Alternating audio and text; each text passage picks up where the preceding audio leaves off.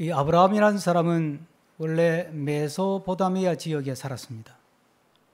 아브라함이 살았던 그 문명의 이름을 우리는 수메르 문명이라고 부릅니다. 수메르 문명은 바벨로니아 문명, 바벨론 문명의 모태가 됐던 문명이고, 현재 지금까지 밝혀진 바로는 인류 최초의 문명이다, 그렇게 알려져 있습니다. 그 문명권에서 75년을 살았거든요. 그러다가 하나님께서 아브라함을 불러서 그 우르라고 하는 수메르 문명의 대표적인 도시죠. 그 우르에서 유브라테스 강을 건너서 가나안으로 이주를 한 거죠. 그래서 아브라함을 가리켜 건너온 사람, 강을 건너온 사람이라 한다, 그렇게 말씀드렸어요. 수메르 문명은 수많은 우상들을 섬기는, 바알도 거기서부터 나왔고, 인신공양을 하는 몰렉이라는 우상도 거기서부터 나왔고요. 이런 수많은 우상을 섬기는 우상 숭배 문화의 토대 위에 이 수메르 문명이 서 있습니다. 그러니까 우상 숭배의 문명으로부터 하나님께서 그를 불러서 강을 건너서 새로운 문명을 만들도록 한 것입니다. 그 새로운 문명으로 들어온 것이 아니라 새로운 문명을 건설하라고 아브라함을 부른 거죠. 그러니까 우리가 아브라함의 후손이 된다는 이야기는 우리가 이 땅에 살지만 이 땅에서 새로운 문명을 건설해야 될 책임이 있는 거예요. 그러니까 우리의 자녀들이 이 땅의 문명을 따라서, 이 땅의 질서를 따라서, 이 땅의 가치를 따라서 공부 잘하고 열심히 해서 뭐 좋은 학교 가고 좋은 직장 가고 돈 많이 벌어서 또 번듯한 가정을 이루고 또 집도 사고 잘 먹고 잘 살고 성공하고 하는 이런 그림을 따라 쭉 살아가는 것이 우리가 꿈꾸는 것이 아니고, 우리부터 시작해서 우리의 자녀들은 하나님을 믿고 하나님이 기뻐하는 삶을 산다는 데 최고의 가치를 두고 그 삶을 살아가도록 부름받은 사람이 우리라는 거예요. 그러니까 우리 젊은이들, 학생들, 여러분들은 우리보다 젊으니까 적어도 우리는 이 땅에 하나님을 믿고 새로운 문명을 건설할 책임을 가진 사람이다, 이런 어떤 자의식을 가져야 돼.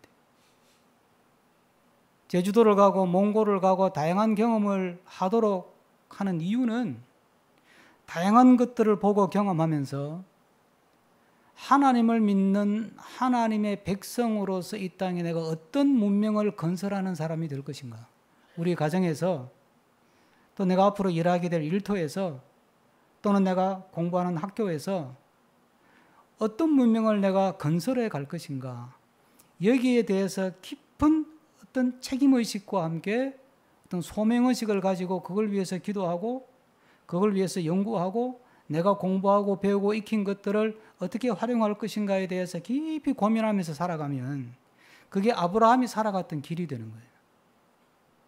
그럴 때 아브라함이 받은 복을 받게 되는 거거든요. 덮어놓고 아브라함이 받은 복을 나에게 주십시오, 아브라함에게 주신 복을 우리 자녀에게 주십시오, 그런다고 복이 오는 게 아니고 아브라함처럼 살아갈 때 아브라함의 복이 따라오는 것이니까 우리 모두가, 또 우리 모든 자녀들이, 우리의 다음 세대들이 아브라함처럼 하나님의 부름을 받아서 하나님을 믿고 섬기는 믿음의 토대 위에 새롭게 세우는 새로운 문명, 새로운 문명의 어떤 창조자고 건설자라고 하는 책무의식을 가지고 이 땅을 살아갈 때 하나님이 아브라함과 이삭과 야곱에게 주시는 그 복을 우리도 경험하게 될 줄로 믿습니다. 그러니까 아브라함이 지금 부름받아서 쭉 지금 우리가 아브라함 이야기를 읽고 있잖아요. 이 과정은 뭐냐면 아브라함이 그동안에는 수메르 문명에서 우상을, 다양한 여러 우상을 섬기는 문명의 기반 위에서 쭉 75년을 살았기 때문에 이제 유라데 강을 건너서 가나안 땅으로 와서 새로운 땅에서, 새로운 땅이지만 아직은 땅도 없잖아요. 남의 땅 빌려서 사는 건데 여기 살면서 하나님이라는 분에 대해서 지금 배워가는 거예요. 우리는 성경이 있어서 하나님에 대해서 공부하기가 그나마 쉽지만 아브라함 시대는 성경책이 없었어요. 그러니까 몸으로 부딪히면서 배우는 거예요, 그냥. 우리가 남의 나라에 가가지고 몸으로 부딪히면서 그 나라 문화를 익히듯이 아브라함은 이제 무슨 책도 있는 것도 아니고 선생님이 있는 것도 아니고 그냥 부딪히면서 그냥 거기서 살면서 부딪히면서 이게 맞나? 아니면 또 돌아서고 맞으면 또 가고 그러면서 지금 아브라함이 하나님에 대해서 계속 알아가는 중이에요. 그러니까 아브라함 이야기를 읽을 때 하나님께서 아브라함에게 하나님 자신을 이런저런 사건 사고를 통해서 하나님을 계시하고 있구나. 하나님을 보여주고 있구나. 그러니까 아브라함은 이런 사건 사고를 겪으면서 하나님을 자꾸 새롭게 배워가는 거예요. 오늘 이야기를 제가 같이 나누면서 제목을 붙이기를 고민하고 하다가 최종적으로 이 제목을 제가 정했는데 하나님의 언약과 현실의 괴리 사이에서 라고 좀 붙였어요. 하나님이 아브라함을 불러가지고 크게 두 가지 약속을 줬어요.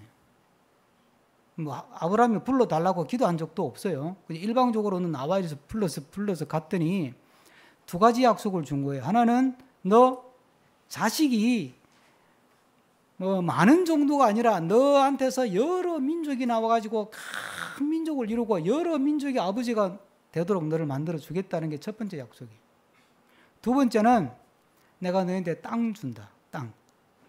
토지를 준다. 근데 그 토지가 어디냐? 가나안 땅이다. 이 두 가지 약속을 처음 부를 때부터 했어요. 그러면서 이제 조금씩 아브라함이 살아가는 거예요. 살아가는데 준다는 아들도 안 주고 준다는 땅도 안 주는 거예요. 75살에 이야기했는데 80이 돼도 안 주고 90이 돼도 안 주고 99살이 돼도 안 줘요. 읽어보면. 계속 안 주는 거예요. 계속 주지를 않으면서 그냥 아브라함이 살아가는 거예요, 지금. 그 약속은 분명히 있는데 내 현실하고는 너무 이게 괴리가 큰 거예요. 아니, 하나님이 아들 준다 그랬는데 아들 안 줘. 땅 준다 그랬는데 아직 땅이 없어요. 집 지을 땅도 없어. 그렇게 자꾸 살다 보니까 아브라함 입장에서 이렇게 희망 고문하시나? 그냥 나 모르겠고 너 나 잘 믿고 살아라. 그럼 모르겠는데 처음부터 누가 뭐 달라한 것도 아니고 그렇게 구한 것도 아닌데 아들도 많이 주고 땅도 가나안 땅 너 거로 준다 그랬는데 콩 까먹은 소식이야. 그런데 희한한 거는 지칠만 하면 찾아와가지고 하나님이 또 그 이야기를 또 꺼내는 거예요. 내 아들 준다. 에? 아들도 많이 준다 그것도. 그리고 땅 준다. 그리고 또 안 줘. 그리고 또 몇 년 흘러가는 거예요. 그러니까 희망 고문도 사실 이런 희망 고문이 없죠. 근데 우리의 믿음 생활을 가만히 보면 이거 비슷하잖아요. 우리가 아브라함처럼 뭐 대단한 음성을 들은 건 아니어도 하나님의 백성으로서 기대감을 가지고 기도하면서 꿈꾸고 소망하면서 살아가는데 현실은 그게 따라오지를 못하는 거예요. 그러니까 믿음이라고 하는 것이 바라보는 것들의 실상에 보지 못하는 것들의 증거다 그러면서 뭔가 막 기대하게 만드는 거잖아요. 아브라함이 자식을 기대하고 많은 민족을 기대하고 땅을 기대하듯이 막 기대하게 만드는데 세월이 흘러도 그 기대가 채워지지 않는 거예요. 자, 그 사이에서 하나님의 약속은 시퍼렇게 살아있는데 현실은 받쳐주지 않아. 현실은 여전히 고달프고 현실은 여전히 답답하고 나이는 들어가고 이게 되는 거야? 안 되는 거야? 이게 뭐야? 하나님의 말로만 뻥치시나? 이게 뭐야? 이런 마음이 아브라함 속에 자연스럽게 일어나는 거예요. 그래서 오늘 본문에는 그런 아브라함의 감정이 그대로 묻어나는 거예요. 그러니까 우리가 하나님 믿는 거하고 달라요, 아브라함은. 우리는 자꾸, 이거는 원고에 없던 건데, 자꾸 우리식으로 믿으려고 그러니까 하나님 믿는 게 힘든 거예요. 믿음은 이런 것이야라는 공식을 만들어 놓고 여기다가 하나님 끼워 맞추려고 하니까. 그런데 아브라함은 그런 공식 자체가 없었잖아요. 그렇잖아요. 가르쳐주는 사람도 없었고 보여주는 사람도 없었고 책도 없었으니까. 그러니까 그냥 닥치는 대로 그냥 겪어가면서 하나님 알아가는 거니까 오히려 편한 거예요. 그러니까 하나님이 기대치는 잔뜩 높여놓고 하나도 안 들어주고 그게 짜증이 나지. 이제 하나님이 또 나타나신 거야. 와가지고는 하시는 말씀이, 야, 겁먹지 마라. 내가 있잖아, 내가 너의 방패가 돼주고 막 좋은 말 다 하는 거야. 그러니까 아브라함이 또 열받는 거야.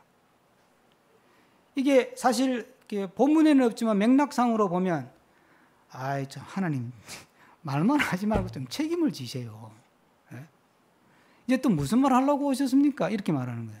아브라함이. 1절 한번 보실까요? 다 같이. 이후에 여호와의 말씀이 환상 중에 아브라함에게 임하여 이르시되 아브라함아 두려워하지 말라.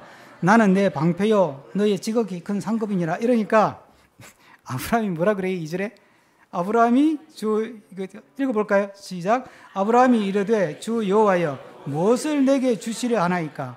나는 자식이 없사오니 나의 상속자는 이 다메섹 사람 엘리에셀입니다. 뭘 주신 건데요? 주기는 주는 겁니까? 근데 준다 그러니까 안 줬잖아요. 여러분, 그 고대 아브라함이 살던 시대에 자식이 없다는 것은 수치 중에 수치였어요. 그리고 관례상 자식이 없으면, 친자식이 없으면 데리고 있던 종 중에서 똑똑한 놈한테 재산을 물려주는 게 그 당시에 관례예요. 그러니까 아브라함이 이제 모르겠고, 하나님 모르겠고, 그냥 내 종 이 엘리에셀 사람이 착하니까 이 종이 내 상속자입니다. 그냥 그렇게 하세요. 이제 이래 버리는 거야. 그러니까 하나님이 그 말을 듣고 또 뭐라 그러느냐면 4절 다 같이 읽을 거예요. 4절. 여호와의 말씀이 그에게 임하여 이르시되 그 사람이 내 상속자가 아니라 내 몸에서 날 자가 내 상속자가 되리라. 엘리에셀 아니야. 너 몸에서 너 친자식이 태어날 거야. 그 애가 네 상속자가 되고 너의 재산을 물려받을 거야. 이러고 또 나오는 거야. 근데 그 다음 구절이 재밌는 거예요. 그 다음 구절이. 6절 다 같이 읽습니다. 6절. 6절을 읽습니다. 아브라함이 여호와를 믿으니 여호와께서 그를 그의 의로 여기시니. 그 사이에 무슨 구절이 있어요? 네. 야, 그 엘리에셀 그건 너 상속자 아니야. 아니고 너 친자식을 내가 줄 거니까 기다려 임마. 네? 너 몸에서 날 자식이 너의 상속자야. 그리고 그애 하나만 주는 게 아니고 뭐 같이 준다고요? 하늘의 별 봐라, 별 봐라. 네? 별처럼 무수하게 너 자식이 생길 거다. 그러니까 아브라함이 그걸 믿었다는 거예요. 도대체 뭘 믿었다는 거예요? 별같이 많이 주실 줄 믿습니다. 에이, 그거는 우리식으로 생각하는 거예요. 자, 별같이 많이 준다 그러니까 아브라함이 믿어서 하나님이 그걸 너 참 옳다 이렇게 얘기해 줬거든요. 그런데 그 다음에 봐요. 7절에 뭐라고 하느냐 하면, 자, 아브라함아, 너가 그래도 내 말 믿으니까 내가 너한테 자식만 아니고 전에 말한 것처럼 땅도 준다. 예? 가나안 땅도 준다. 이러니까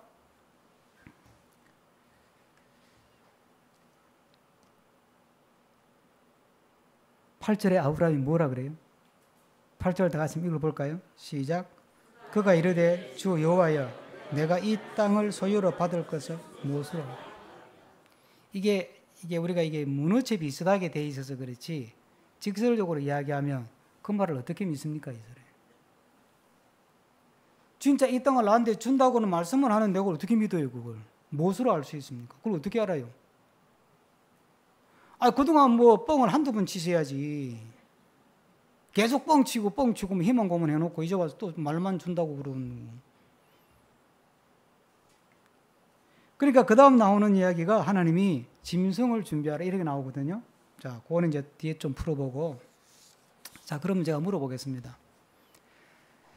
6절에서 아브라함이 하나님을 믿으니 하나님이 그를 의로 여기셨다 그랬는데 이게 굉장히 유명한 구절이죠. 우리가 로마서 이 목사님을 통해서 쭉 강의 설교를 듣습니다만 로마서에서도 바울이 믿음으로 의롭게 되고 믿음으로 구원받는다는 것을 증명하기 위해서 끌어오는 구절이 이 구절이에요. 제가 그냥 한번 읽어드릴게요. 로마서에서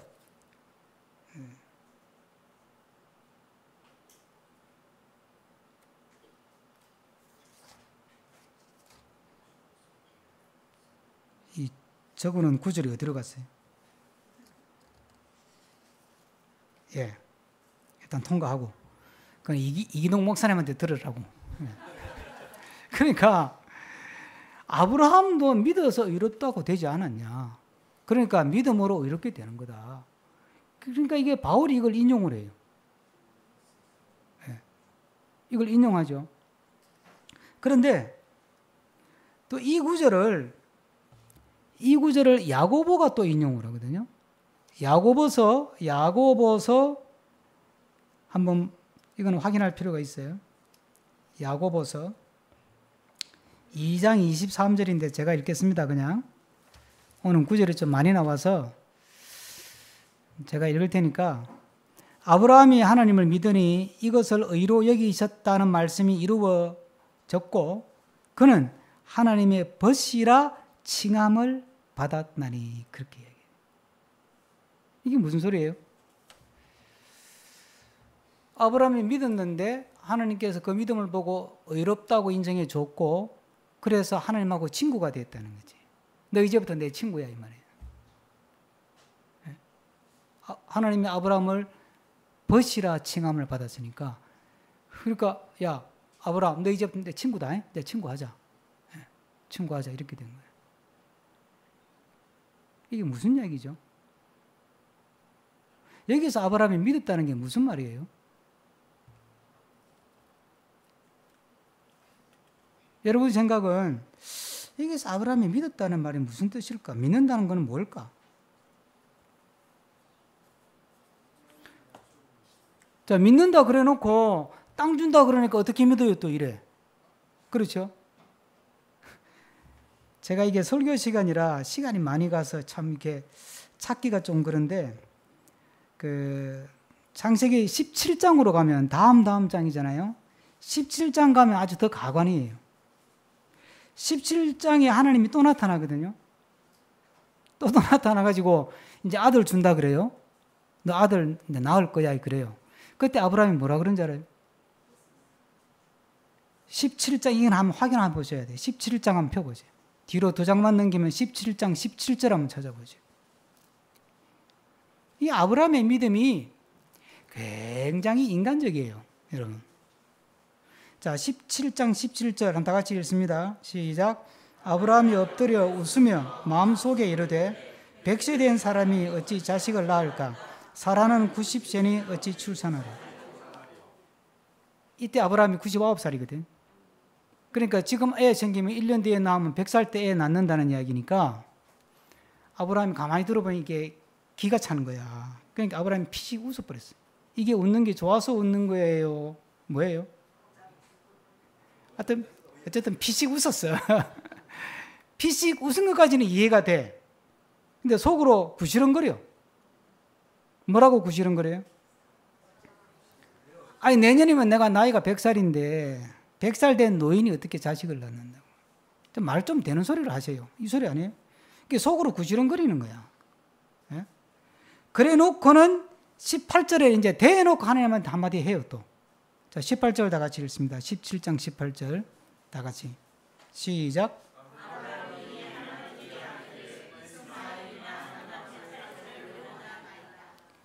여러분이 하나님 같으면 아브라함한테 어떻게 했을 것 같아요? 그냥 아들 안 줘도 괜찮고 하면 엘리에셀 그냥 상속자 하면 됩니다. 이랬더니 아니다. 친자식 준다 이랬는데 콩 까먹은 소식으로 가만히 있다가 또 99살이 나타나서 가지고 또 아들 준다 그러니까 됐고요. 그냥 됐고 그냥 그 사이에 내가 기다리다가 못 참아가지고 이스마엘 하나 그냥 애들 하나 만들어 놓은 거 있으니까 이스마엘이나 이렇게 표현이 되어 있죠. 그죠? 이스마엘이나 따나 그냥 믿음으로 살게 해주세요. 그냥. 그러면 자, 이렇게 이야기하면 여러분이 하나님 같으면 아브라함을 어떻게 대했을 것 같아요? 예? 자, 그럼 제가 이렇게 질문 바꿔볼게요. 아브라함이 그동안 메소포타미아에 살면서 75년 동안 우상 섬기며 살았다 그랬죠. 그때 그 아브라함이 75년 동안 믿고 섬기고 살았던 우상 같으면 아브라함이 이렇게 대했으면 우상이 어떻게 행동했을 것 같아요?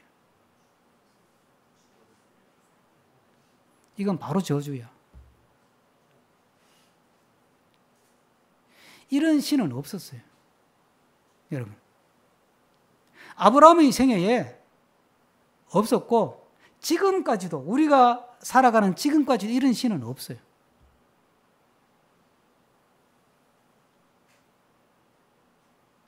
신이라는 존재는 인간을 초월해 있는 존재고 이 존재가 나타나 이야기하면 벌벌 떠면서 허리를 조아리고 머리를 숙이고 하시는 말씀을 듣고 좋든 싫든 그냥 그대로 따라하는 수밖에 없는 게 인간이라는 존재고 신이라는 존재는 그런 존재예요. 이게 버르장머리 없이 대놓고 뭐 이스마일이나 이러고 대들 수 있는 존재가 아니라니까. 도대체 무슨 믿음이 신이 이야기를 하는데 거기다 대놓고 토를 달아. 아버지가 이야기해도 토를 달면 버르장머리 없다 그러는데 신이 이야기를 하는데 거기다가 구지렁거리고 비웃고 토를 달고 이게 말이 되는 이야기예요. 그런데 이 믿음을 보고 하나님이 아브라함이 너 참 의롭다 그랬다니까. 무슨 이야기예요? 아브라함이 지금 어떤 하나님을 알아가는 거예요? 아, 하나님은 굉장히 인격적이구나. 어려워서 벌벌 떨고 무서워하고 그냥 벌 줄까봐 막 벼락을 내릴까봐 겁이 나가지고 눈치 보는 그런 신이 아니고 이 여호와 하나님이라는 분은 어떻게 생긴 게 이분은 내가 대들어도 괜찮고 따져도 괜찮고 이 굉장히 인격적이구나. 이분은 내 속에 있는 걸 내놓고 이야기해도 괜찮고 구시렁거리면서 그냥 비아냥거려도 화를 안 내는 분이구나. 이게 오히려 그냥 이 하나님이 아브라함을 설득시키려고 별도 보여주고 뭐 별별 얘기를 다 해요. 그러면서 막 설득적으로 다가온다니까요.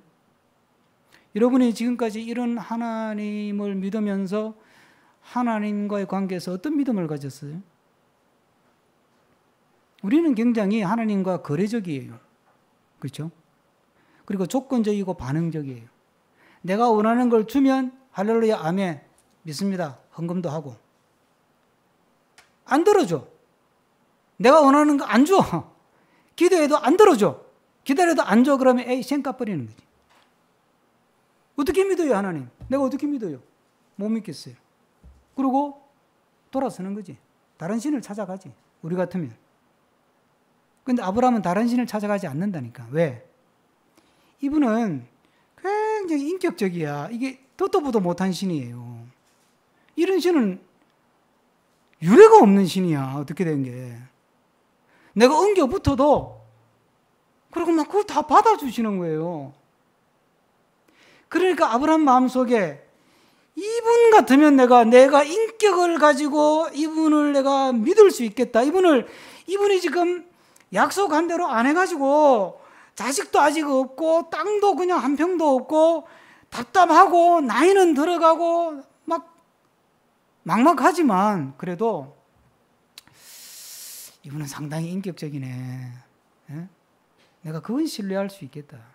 그러니까 이 아브라함이 믿는다고 하는 말은 하나님에 대해서 인격적으로 그 하나님을 신뢰하는 거예요. 이게 적절한 비유가 될지 모르겠는데 제가 원고에 썼다가 지웠다가 마지막에 일단 참고 표시를 일단 써놓긴 했는데 우리가 인간 사회에서 우리끼리 쓰는 말이 있어요. 정말 인격적으로 친한 친구인데 형제같이 친한 친구인데 이 친구가 사기를 쳐서 내 돈을 떼먹었어. 그럼 그때 우리가 하는 말이 있어. 뭐라 그래요? 돈이 나쁘지. 저 친구가 나쁜 건 아니야. 이런 말 하잖아요. 상황은 이 비슷한 상황인 거예요. 상황이 지금 나를 안 받쳐주는 거고 현실이 지금 내가 원하는 대로 내가 기대한 대로 채워지지 않는 것뿐이지 저 하나님이 믿지 못할 분은 아니라는 거예요.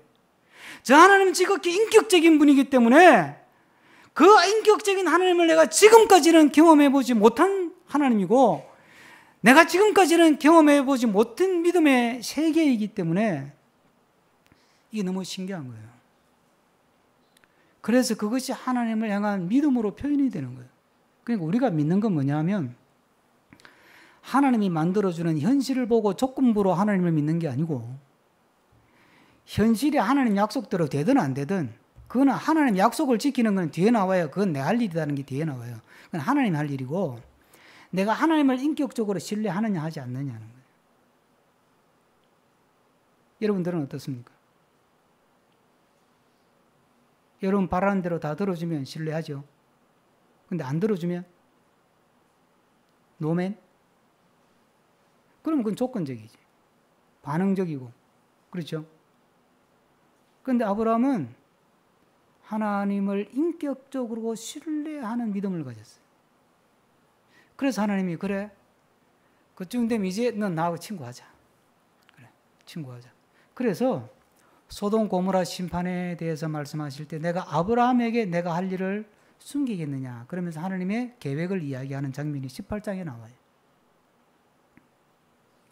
우리가 하나님의 약속과 믿음 안에서 내 기대와 현실이 너무나 괴리가 있을 때 그래서 현실이 너무 힘들고 답답하고 하나님에 대해서조차도 긴가민가 싶고 그래서 현실을 믿음으로 살아가기가 힘들 때 그때 우리가 이 현실을 극복할 수 있는 키가 뭐냐? 하나님에 대한 인격적 신뢰라는 거예요. 보상적 믿음이 아니고 조건적 믿음이 아니고 반응적 믿음이 아니라 하나님의 그 인격 자체에 대해서 하나님의 그 존재성에 대해서 하나님의 그 신실하심에 대하여 하나님의 그 인자하심에 대하여 하나님의 그 성실하심에 대해서 하나님의 그 존재성에 대해서 내가 신뢰하는 마음을 가지고 버티는 거예요. 그래서 가능한 게 뭐냐면 아브라함이 하나님 앞에 자기 속에 있는 걸 다 털어놓는 거예요. 구시렁거리기도 하고 따지기도 하고 캐묻기도 하고 뭐 피식 웃기도 하고 이게 가능한 거예요. 그러니까 아브라함이 하나님을 대하는 기도와 우리가 하는 기도하고는 굉장히 다르죠. 우리는 기도 그러면 세 가지 이미지가 떠올라요. 첫째는 지성을 쌓는 거예요. 지성이면 감천이라 그러니까 지성을 쌓고 지성을 쌓고 지성을 쌓고 지성을 쌓으면 하늘이 감동해가지고 내 소원 들어준다는 거 아니에요. 그래서 백일지성, 천일지성을 드리듯이 지성이면 감천이니까 그러니까 우리가 기도를 지성을 쌓는 것처럼 생각하거나 아니면 주문처럼 생각하는 거예요. 그래서 주기도문을 주문처럼 쓰는 거예요. 또 아니면 주술을 하듯이 나사렛 예수 이름으로 명하노니 떠나갈지어다. 이게 이제 믿음으로 선포하는 것인데 이거는 믿음을 전제로 선포가 가능한 것이에요. 이런 기도가 없지 않죠? 그런데 마치 이걸 주술을 하듯이 부적을 흔들듯이 주문을 흔들듯이 그렇게 기도를 사용하는 경우가 너무 빈번하다는 거예요. 그렇기 때문에 하나님의 약속과 나의 기대치와 현실이 부합되지 않을 때 우리는 두 가지 반응이 나타나요. 내 기도의 정성이 부족했던가 보다. 둘째는 내가 뭐 하나님이 나에게 복을 주지 못할 만한 숨겨진 죄가 있는가 보다. 그래서 또 회개거리를 찾아가지고 회개하려고 애를 쓰는 거야.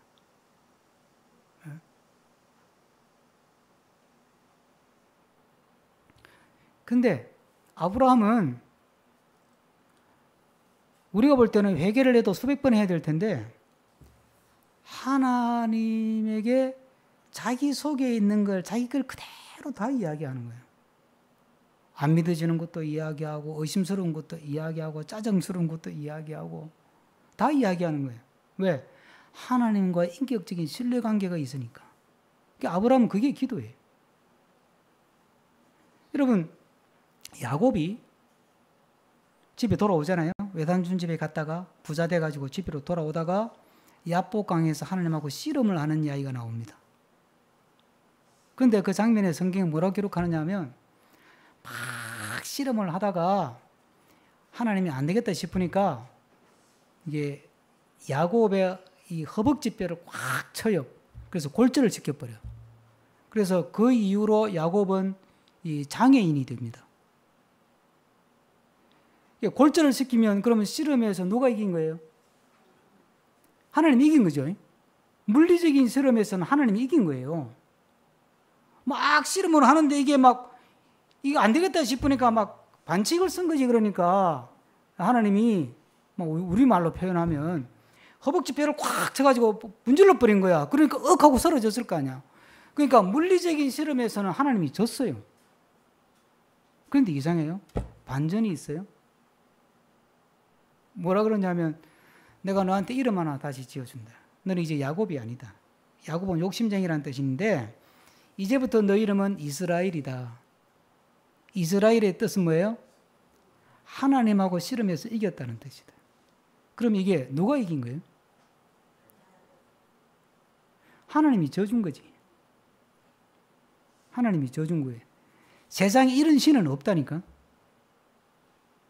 이게 아브라함으로부터 쭉 내려오는 하나님에 대한 이해예요. 근데 야곱 이야기에서 우리가 오늘 이 말씀을 묵상하면서 중요하게 붙들어야 될 건 뭐냐면 하나님하고 씨름이 가능하다, 가능하지 않다? 가능하다는 거예요. 하나님하고 씨름이 가능하다는 거예요. 그래서 예사야는 뭐라 그러냐면 야 와라 와서 나하고 한번 좀 따져보자 그러잖아. 나하고 변론하자. 한번 따져보자. 그러니까 하나님은 우리하고 이 대화하기를 원하는 거예요. 점잖게 제가 표현하면 그러니까 이 야곱의 씨름이라고 하는 게 하나님하고 영적인 대화잖아요. 그러니까 하나님하고 씨름이 가능하다니까. 영적인 씨름이 가능해요. 영적인 씨름이라고 하는 거는 하나님도 하나님 하고 싶은 이야기 다 하고 나도 내 하고 싶은 이야기 다 하는 거야 그냥.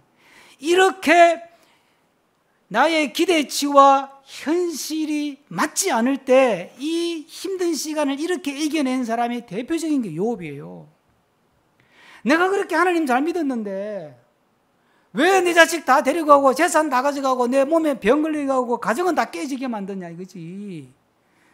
그러니까 욥이 처음에는 그래도 뜻이 있겠지 하고 주신 분도 하나님이고 가져가시는 분도 하나님이니까 그저 그냥 하나님 찬양합니다. 그런데 해도 너무 심한 거야. 욥이 보니까 해도 너무 심하니까 욥기 3장부터 하나님께 대들잖아. 왜 이러세요 하나님? 내가 뭘 잘못했는데요? 대들잖아요. 그러면서 욥기 끝까지 가잖아요. 그런데 이상한 건 욥기 끝에서 하나님이 또 뭐라 그러냐면 욥이 의롭다 이렇게 이야기를 해요. 아브라함을 보고 너 의롭다고 하신 것처럼 욥을 보고 너가 정당하다, 의롭다 그렇게 이야기를 해요. 뭐가 어렵다는 거예요? 너는 나하고 굉장히 인격적인 신뢰관계가 있다. 내가 약속해놓고 그대로 안 해주니까 막 대들고 앙탈도 부리고 허물없이 이야기하네 너 나하고. 너 의롭다. 너 의롭다. 하나님은 우리하고 그런 관계를 맺고 싶은 거예요. 그러니까 현실이 받쳐주지 않을 때, 현실이 답답할 때, 현실의 눈물 막막할 때 우리가 하나님 앞에서 막 나를 자책하면서 더 세게 기도하고 더 부르짖고 기도하고 더 회개하고 기도도 해야 될지 되겠지만은 가장 중요한 기본은 뭐냐면 하나님하고 인격적인 신뢰를 가지면서 하나님하고 흉허물 없이